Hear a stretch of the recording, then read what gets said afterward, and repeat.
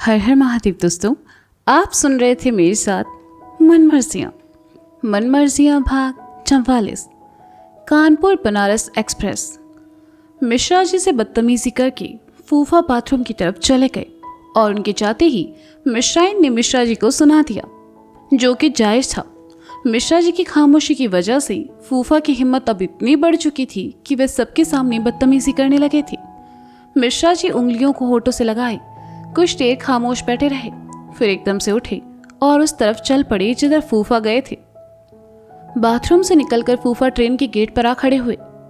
उन्होंने हवा खाते हुए जेब से कमला पसंद का पैकेट निकाला और फाड़ कर मुंह में फाँक लिया और गुनगुनाने लगे। लेखिका अपनी कहानी में किसी भी तरह के नशे, गुटखा, खैनी का प्रचार प्रसार नहीं कर रही है, बल्कि ये बस काल्पनिक है और कहानी की मांग है। लेखिका अपनी कहानी के माध्यम से गुटखा का प्रचार नहीं कर रही, इसलिए कमला पसंद ना खाए, बल्कि विमल ट्राई करें, वो ज्यादा अच्छी होती है। फूफा अपनी गुटखा खाने का आनंद ले ही रहे थे कि तभी किसी ने आकर उन्हें जोर का धक्का दिया और फूफा आधा ट्रेन से बाहर जा लटके, क्योंकि धक्का देने वाले ने उनका कॉलर जो पकड़ रखा था। एक पल को तो फूफा की जान हलक में ही अटक गई जब उन्हें धक्का लगा, पर ट्रेन से बाहर आधा लटके होने के बाद जब उन्होंने सामने देखा तो उन्हें और बड़ा धक्का लगा। फूफा की कॉलर पकड़े सामने मिश्रा जी खड़े थे और गुस्से भरी आंखों से फूफा को देख रहे थे। फूफा को समझते इससे पहले ही मिश्रा जी ने कठोरता से कहा, बहुत बोल चुके तुम और बहुत सुन चुके हम। ए मिश्रा, तुम हमसे तुम करके बात कर रहे हो? कब भूल गए हो का हम तुम्हारे जीजा हैं? जिंदगी और मौत के बीच झूलते फूफा ने अकड़ कर कहा। अबे चुप, मिश्रा जी ने गुस्से से कहा तो फूफा खामोश हो गया। मिश्रा जी की आंखें गुस्से में जल रही थी और चेहरा कठोर हो चुका था। मिश्रा जी ने फूफा को घूरते हुए आगे कहा, जीजा के नाम पे तुम कलंक हो आदर्शवा, और तुम चाहते हो कि हम तुमका इज्जत दें। दिल तो कर रहा है जो चप्पल उतार कर सम्मान कर दे तुम, पर अब तक अपनी मान मर्यादा के चलते चुप थे। हम सोचे नहीं थे तुम इतना गिर जाओगे। अरे बहन ब्याई है तुम्हारे साथ तो का बित जाए तुम्हारे आगे। हमारे बारे में इट्ठो सच जानते हो तो का ओ के बदले में धमकाओगे हमका? धमकी तब तक ठीक था आदर्शवा, लेकिन तुम तो अपनी हदें ही भूल गए, बदतमीजी और बेशर्मी पर उतर आए। अरे बताए दो गुडुआ को, पर जे ना भूलो कि वो हमरा बिटवा है। ओ के लिए हमारी कही बात ही सत्य है, बाकी सब झूठ। हम अब तक खामोश थे क्योंकि देखना चाहते थे कि तुम कितना गिर सकत हो। जौन ब्रजेशवा का डर तुम हमका दिखाए रहे हो ना, वो अभी दुनिया में ना ही रहा, तो ओ का राज भी ओ के साथ ही चला गवा। आज के बाद अगर तुम हमसे कुडुआ से, शगुन से या घर में किसी से भी बदतमीजी किए रहे तो खाल उधेड़ के ढोलक बना देंगे और बजाइए अम्मा की 13वीं पे। फूफा ने सुना तो हक्का बक्का रह गया। आज मिश्रा जी की बातों में उन्हें वही पुराना आनंद मिश्रा नजर आ रहा था। साथ ही फूफा को धक्का लगा ये सुनकर कि ब्रजेश अब इस दुनिया में नहीं रहा, क्योंकि वही था जिसके नाम से फूफा अब तक मिश्रा जी को दबा रहे थे। फूफा को खामोश देखकर मिश्रा जी ने कहा, का हुआ मुँह दही जम गवा? तुमको लगा तुम यहाँ डरा ले हो और हम डर जाई है? अम्मा की अस्थियां जा रही है बनारस, कहो तो तुम्हारी भी साथ ले जाएं। लोगों से कह देंगे कि पैर फिसला और आदर्श बाबू चलती ट्रेन से नीचे गिर गए। किसी को हम पर शक भी नहीं होगा, क्योंकि हम अपने हाथों अपने बहन का घर थोड़े उजाड़ेंगे। फूफा बुरी तरह डर गए और मरे हुए स्वर में कहा, हमका माफ कर दो मिश्रा जी। फूफा के मुंह से माफी का सुनकर मिश्रा जी ने एक झटके में ही उन्हें ऊपर खींच लिया और उनकी आंखों में देखते हुए कहा, कायदे में रहो, फायदे में रहोगे। मिश्रा जी ने फूफा को वही छोड़ा और खुद बाथरूम की तरफ चले गए। बेचारा फूफा डर से थर थर कांप रहा था, वो भी इतना कि कमला पसंद थूकने के बजाय उसे निगल ही गया। फूफा की बदतमीजियों से परेशान मिश्राइन ने मिश्रा जी पर गुस्सा तो कर दिया, लेकिन बाद में उन्हें खुद ही बुरा लगने लगा और वे अपनी सीट पर चली आई। मिश्राइन ने देखा मिश्रा जी और फूफा दोनों ही वहां नहीं है और वेदी अपने फोन में लगी है। वेदिया, ए वेदिया, तुम्हारे पिताजी कहीं दिखाई नहीं दे रहे? तुमसे कुछ कह के गए हैं का? मिश्राइन ने पूछा, लेकिन वेदी मैडम तो मैसेज में अपने अमन से बतियाने में व्यस्त थी। उसने मिश्राइन की बात पर ध्यान नहीं दिया। मिश्राइन ने देखा कि वेदी फोन में व्यस्त है तो थोड़ा गुस्से से कहा, किसी दिन ईटा मार के तोड़ दी है फोन का। दिन भर मां घुसे रहो आसपास, कोनो का कह रहा है कुछ सुनो नहीं। वेदी ने जल्दी से फोन साइड में रखा और कहा, हाँ हाँ अम्मा, कुछ जो कह रही थी। तुम्हारे पिताजी कहाँ हैं और फूफा कहाँ है? वो भी दिखाई नहीं दे रहे।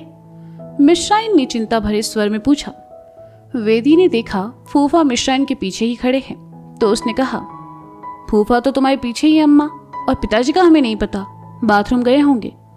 मिश्राइन ने पलट कर देखा तो पाया कि फूफा उनके पीछे ही खड़े हैं।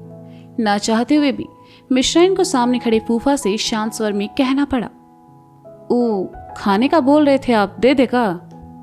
नहीं, अभी अभी खा कर आए हैं। फूफा ने डरे हुए स्वर में कहा।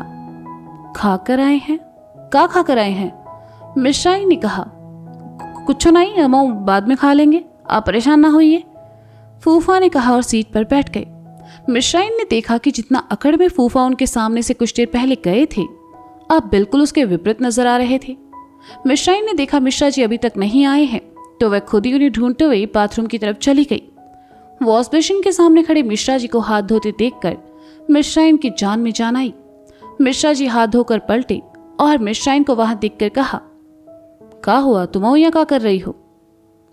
कुछ नहीं, हम तो बस आपको देखने ही आए रहे। उताओ माँ आकर आपसे कुछ भी कह दिए, ओके लिए हम शर्मिंदा है जी।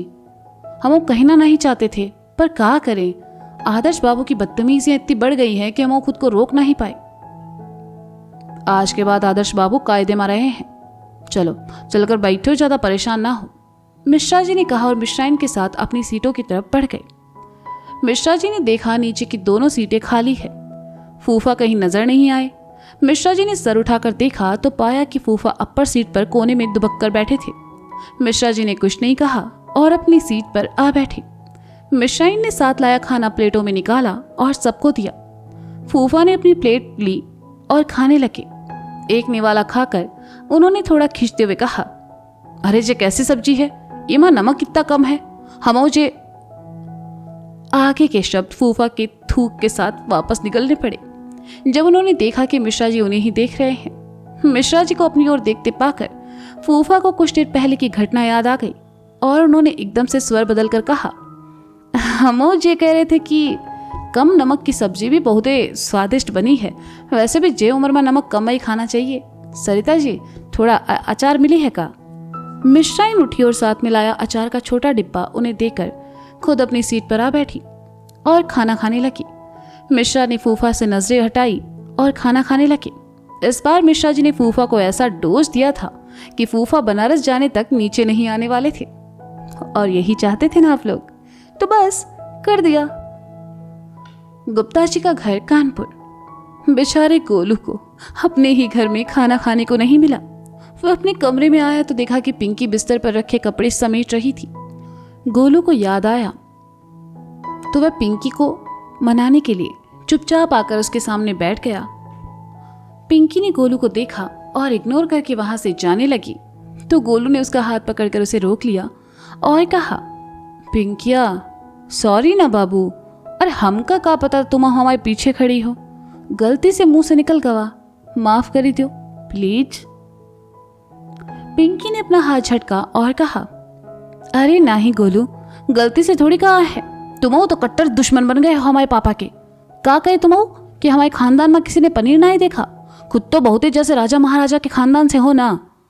हम वहाँ अपनी मम्मी से तुम्हारे लिए झगड़ा किए और तुम हमारे खानदान के बारे में आंट कह रहे। चले जाओ यहाँ से, हमें तुमसे कोई बात नहीं करनी है। गोलू जानता था पिंकी का गुस्सा कैसे शांत करना है, इसलिए उसने पिंकी का हाथ पकड़कर अपनी तरफ खींचा और उसको अपनी गोद में बिठाकर अपनी बाहों को अपनी उसकी कमर के इर्द गिर्द कस लिया।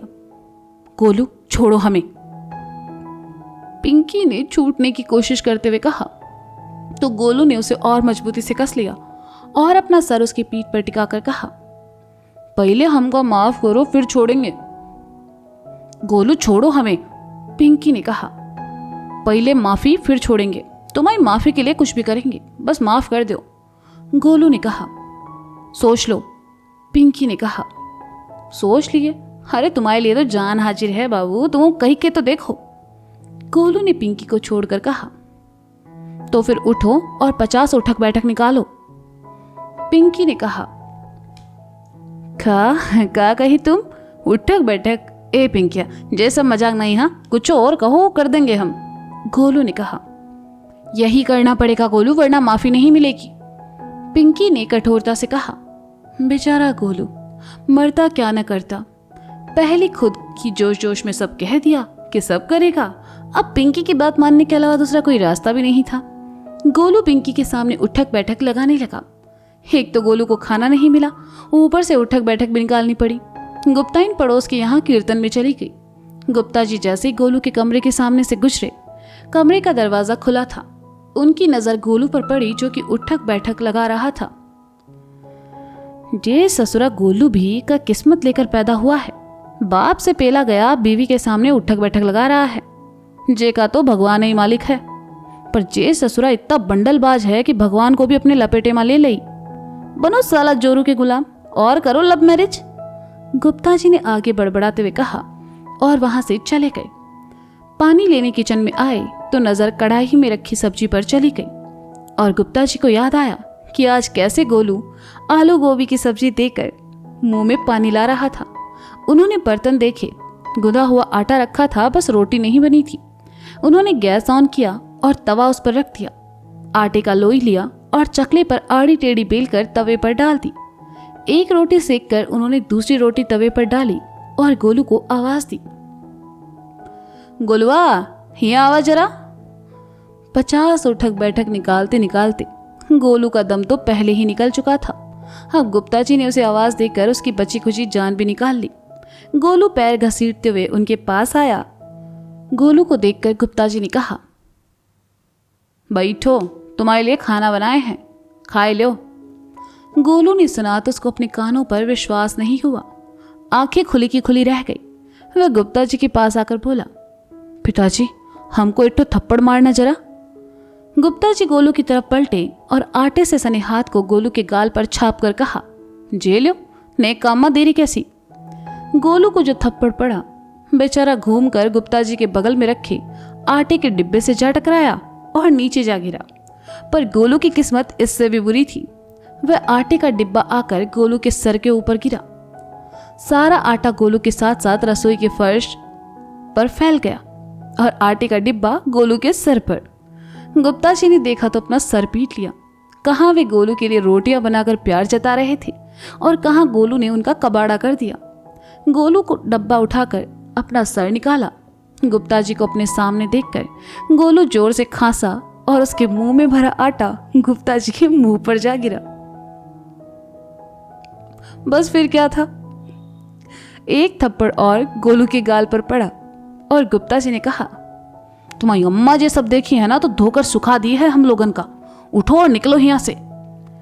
गोलू आटे से पूरा लथपथ रसोई से बाहर जाने लगा तो गुप्ता जी ने खाने की थाली उसे देकर कहा, ई लो, खाए लो। गोलू ने देखा थाली में दाल, चावल, 2 आड़ी टेढ़ी चपाती, आलू गोभी की सब्जी और अचार रखा था। गोलू ने थाली देखी और फिर गुप्ता जी की ओर देखकर कहा, हम सोचे नहीं थे पिताजी आप हमसे इतना प्यार करते हैं। हम भी कहाँ सोचे थे गोलुआ कि तुम्हारा प्यार हमारी इतना महंगा पड़ी है। गुप्ता जी ने रसोई में हर तरफ फैले आटे को देखकर कहा।